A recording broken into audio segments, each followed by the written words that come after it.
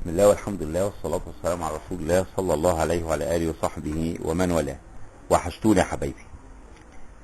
بنكمل مع بعض كلمة في ودنك، والنهاردة الكلمة مهمة قوي، مهمة لان انا قلت لك ان انا بتقمص دور ان انا شاب في سنك، يعني 18 19 20 سنة، وبتصور ان انا يعني لو رجع بيا الزمن وانا فعلا في السن ده بعيش مرحلة شبابك يعني. اصطدمت بوالدي وكنت زعلان قوي ان انا دايما اصطدم مع ابويا، ولما كبرت وعقلت ونضجت وده اللي نفسي ان انا انقل لك تجربتي واقول لك على ان حكاية تزعل قوي قوي قوي قوي انك تعق والديك.